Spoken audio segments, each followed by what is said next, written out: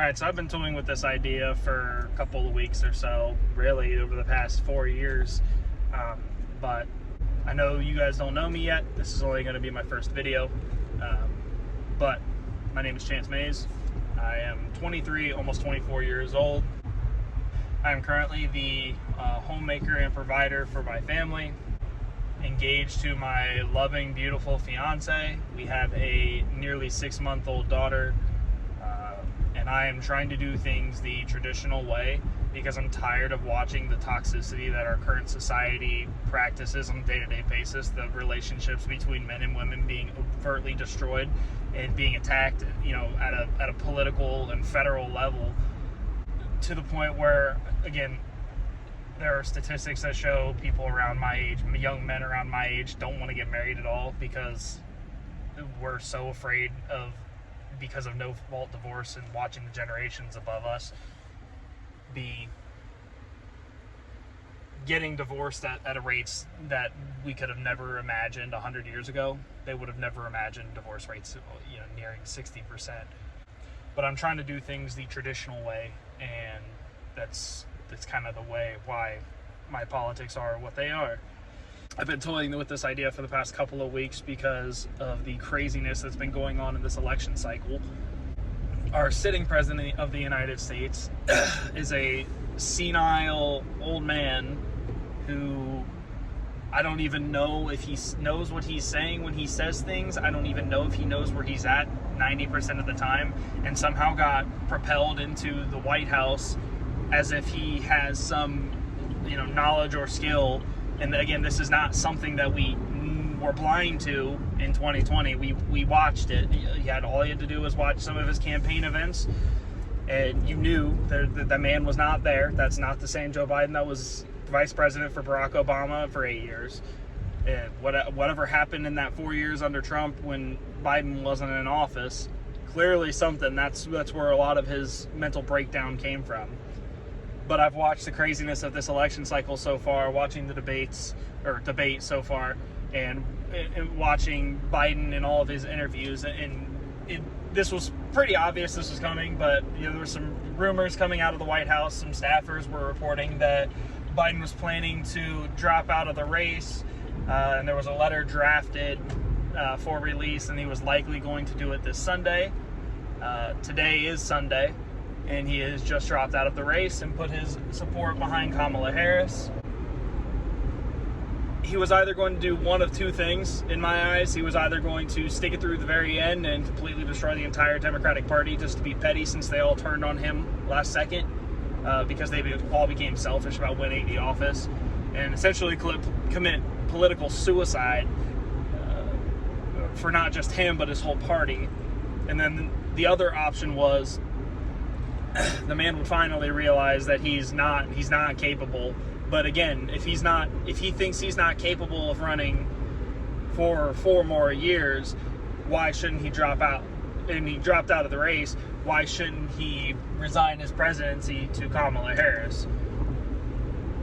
One could argue that he isn't going to do that, because if he does that, the rest of the world, given our current relationship with Russia and China, will get going while the going's good, because they're going to see Kamala Harris, who can't answer a tough question to save her life. So how do you know she's going to stand up and be tough on Vladimir Putin or Xi Jinping?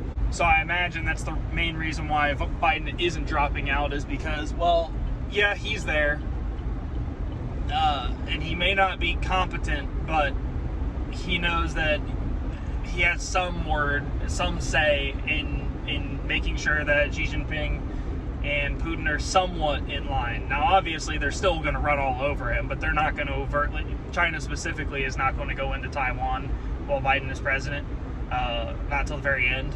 They're going to do it. If they're going to do it, they're going to do it now while he is president, because when Trump gets in here, that's just not going to fly.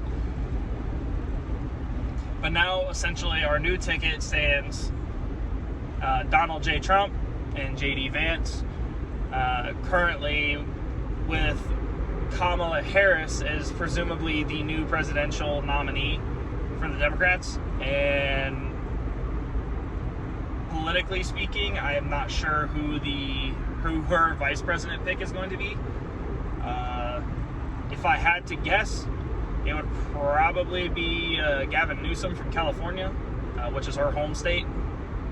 Well, it used to be. I don't know if that still is. I don't know if that gets a little messy. I think that's why Trump didn't pick Rubio for part of it, because they both live in Florida, and I think there's some legislation that prevents the president and vice president from being from the same state. But theoretically, all she needs to do is change their home address, if I'm not mistaken. But I know there's some name recognition when it comes to Gavin Newsom. I could see that. The other big going theory is Gretchen Whitmer from Michigan, to try and shore up some Michigan votes. I could see that as well, especially since Michigan is one of those kind of crucial battleground states, and since Trump made the J.D. Vance pick in Ohio, you kind of fighting over the Midwest. That seems to be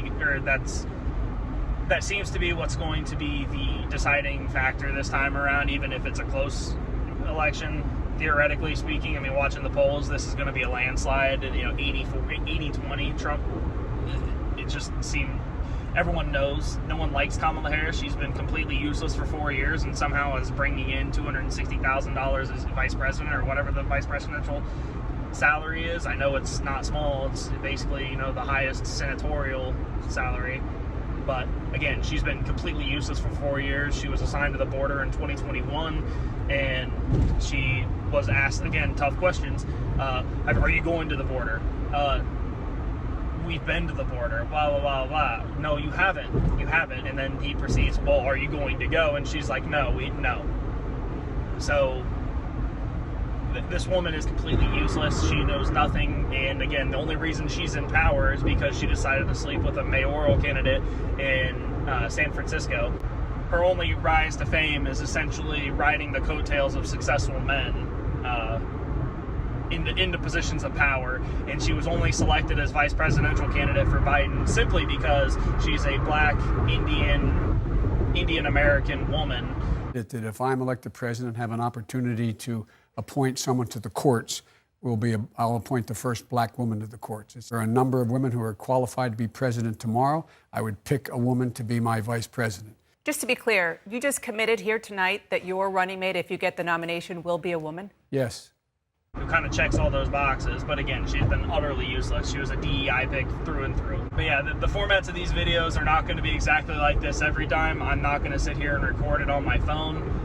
This is just too crazy to not cover, and I want to start preparing to do this, but I at least need to put this out. I'm going to make more videos, at least addressing some of the stuff that's already gone on in this election cycle, because again, the president, or almost near presidential assassination of Donald Trump, that was on live television. That was insane.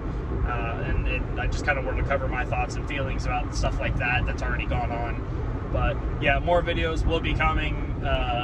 I've just kind of crossed that threshold where I'm tired of being quiet. I need to be involved, not just simply by voting, by voicing myself and hopefully trying to get people to understand and trying to make a difference in the world, socially speaking and politically speaking. If people voted with their wallets and their heads, then rather than their hearts, a Republican would win every election, even if it's a bad, well, there can be a bad candidate, but if you're putting up candidates similar to Donald Trump, J.D. Vance, Marco Rubio, you're going to have a Republican in office. If it's a Mitt Romney type, obviously Mitt Romney was a milquetoast kind of squish Republican that kind of didn't really speak to the base, but the conservative base is getting larger and larger by the day. The left has gone so far left that the right is the only thing with some form of reason left for people in the middle.